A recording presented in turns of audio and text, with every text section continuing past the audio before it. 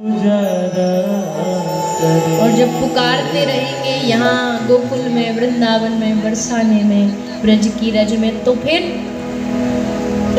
कहीं तो मिलेंगे वो बांके बिहारी, कहीं तो मिलेंगे वो बांके बिहारी, कहीं तो मिलेंगे वो बांके बिहारी, कहीं तो मिलेंगे वो बांके बिहारी। उन्हीं के चरण चित लगाया करेंगे, कन्हैया कन्हैया पुकारा करेंगे, लताओं में ब्रज की गुजारा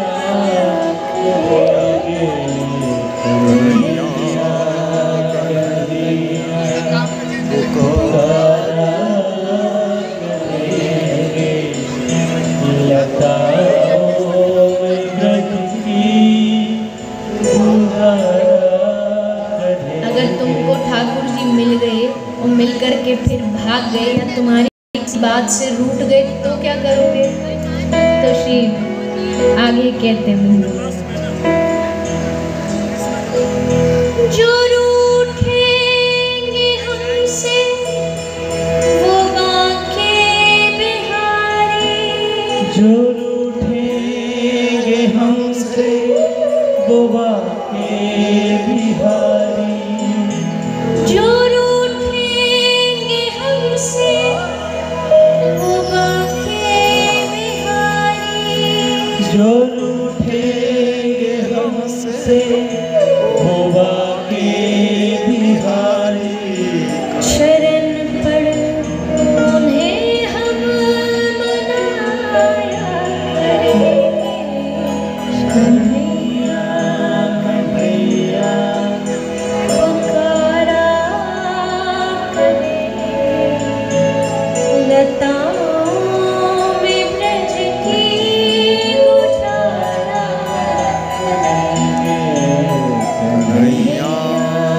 कन्हैया पुकारा करेंगे, लताओं में ब्रज की गुजारा करेंगे, कन्हैया कन्हैया कन्हैया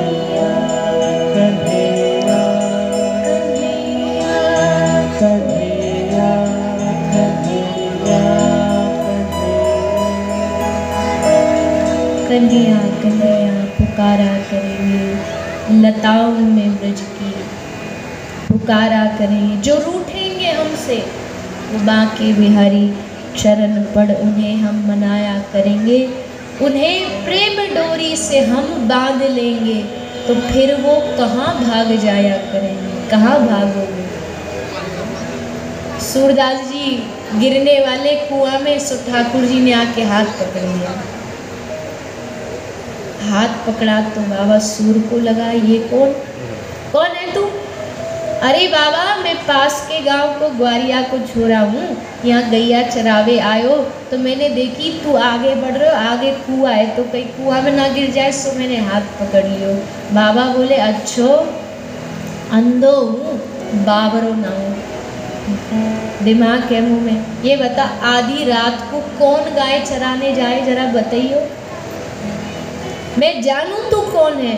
और जैसे बाबा सूर ने कन्हैया को पकड़ने की, झपटने की कोशिश करी, सो ठाकुर जी एकदम झटका मार के बाहर छुड़ा के चले गए, अंतर्ध्यान हो गए।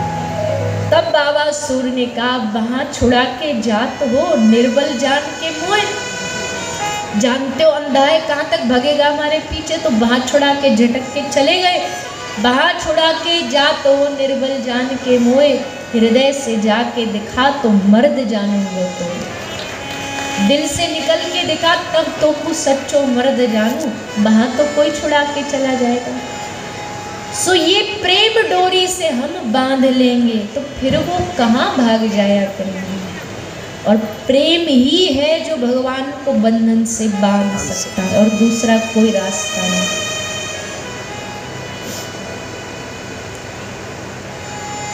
आज से कार्तिक मास आरंभ हो रहा है। अलग अलग भाव है, कुछ लोग आज से मानते, कुछ पूर्णिमा के समय से मानते, पर कार्तिक जो मास है वो दामोदर मास कहा गया है। भगवान का दाम बंधन, भगवान को बांधा गया। किसने बांधा? बोलिए, किसने बांधा भगवान को? यशोदा जी। जब रस्सी 2 उंगल कम पड़ी थी तब माता यशोदा उखल ला करके कान्हा को बांध रही है। उसी दामोदर, दाम माने बंधन, उदर माने पेट, उदर पर दाम का, रस्सी का जो बंधन मैया ने किया, वही दाम बंधन का ये कार्तिक मास है। तो इसी मास में ये लीला घटी थी। दामोदर भगवान की जो लीला है वो कार्तिक माह में ही घटी है। तो प्रेमी तो बांध भी देता है भगवान को, प्रेमी तो भगवान को 2-4 अच्छी मीठी मीठी गालियां भी सुना देता। ठाकुर जी बड़े प्यार से सुनते हैं। कितने उदाहरण है ऐसे, भक्त गाली दे रहा और ठाकुर जी हंस रहे हैं। देवता कह रहे प्रभु गाली दे रहा है आपको, भगवान कह रहे वही तो सुन रहा हूँ। गाली भी कोई सुनने की चीज़ है, कोई स्तुति भजन सुनाए तो कोई बात बने। ठाकुर जी कहते भजन तो कई बार सुने इन भक्तों के, पर भजनों में वो मज़ा नहीं आता जो इनकी गालियों में आता है। जब हमारे भक्त हमसे रूठ के हमको गालियाँ देते ना, तो हमको बड़ा प्रेम, बड़ा लाड, वात्सल्य उमड़ता है उन पे कि देखो अब हमसे रूठ गए हैं। और फिर ठाकुर जी उन भक्तों को फिर मनाने की कोशिश में जुट जाते हैं कि अब ऐसा क्या करें जिससे हमारे ये भक्त राजी हो जाएं।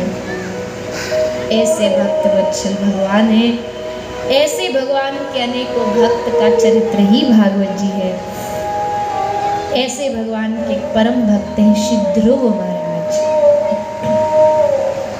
श्री ध्रुव जी, देखो अब मैंने कहा तो था कि प्रसंग में भागवत का प्रसंग आगे बढ़ाएंगे, पर अब फिर रह गए। फिर अभी पूरा की पूरा प्रसंग बाकी है और समय तो घड़ी दिखा रही है कि अब आ गया समय नंद महोत्सव का। पर चलो कोई नहीं, कथा का मतलब तो यही है ना कि हृदय में बस कैसे भी भक्ति बैठे। अब वो प्रसंगों को सुन के बैठे या कोई भाव से, कोई भजन से, किसी से भी बैठे, वह बैठ जाए। तो श्री ध्रुव महाराज भगवान कैसे भक्त थे।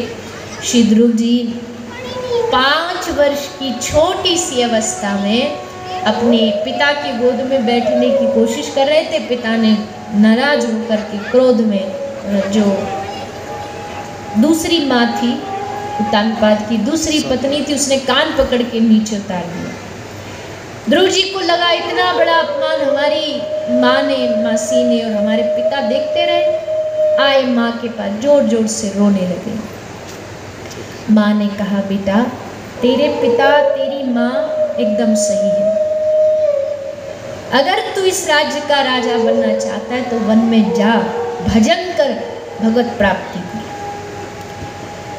5 साल के बालक को ध्रुव की माँ कह रही है कि वन में जा, भजन कर। धन्य ऐसी माँ जो अपने बच्चों को भगवान से जोड़ने का अवसर ढूंढती है।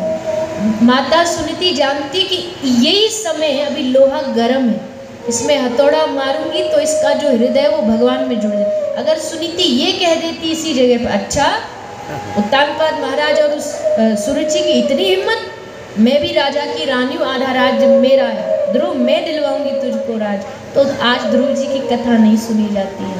वही ध्रुव जी लग जाते राज्य पाने में और खत्म। पर माँ ने कहा कि सही कहा, तेरी जो सौतेली माँ ने जो कहा है, जा वन में जा, भजन कर। ध्रुव पूछता है माँ वन में जाऊंगा तो कौन भोजन पानी ये सब कौन देगा? माँ ने कहा जब तू 9 महीना गर्भ में था तो किसने दिया था? तब भी तेरा पेट किसी ने भरा। तो बेटा आज तो तू 5 वर्ष का है, क्या आज तेरा भगवान ख्याल नहीं रखेंगे? चला जा।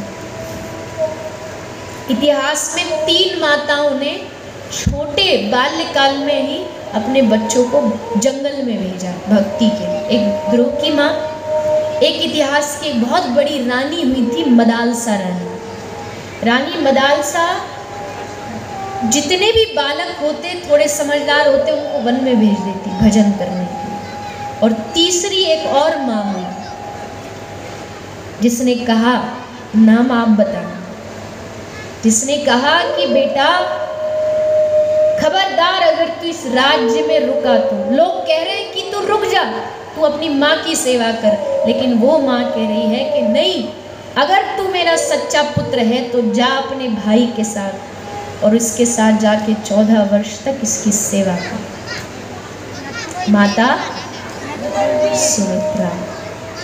सब लोग कह रहे लक्ष्मण तू क्यों जाता है? अरे कैकेयी ने मांगा है कि राम वनवास जाए, तू तो यहाँ रहे, अपनी माता की सेवा कर, पिता की सेवा कर। पर जब माँ के पास लक्ष्मण जी गए तो माँ ने स्पष्ट कहा, अगर तू मेरा लाल है तो 14 वर्ष अपने भाई की सेवा, और केवल सेवा नहीं, आज वादा कर कि इस 14 वर्ष में सपने में भी तेरे मन में तेरे भाई के प्रति तू द्वेष नहीं लाएगा।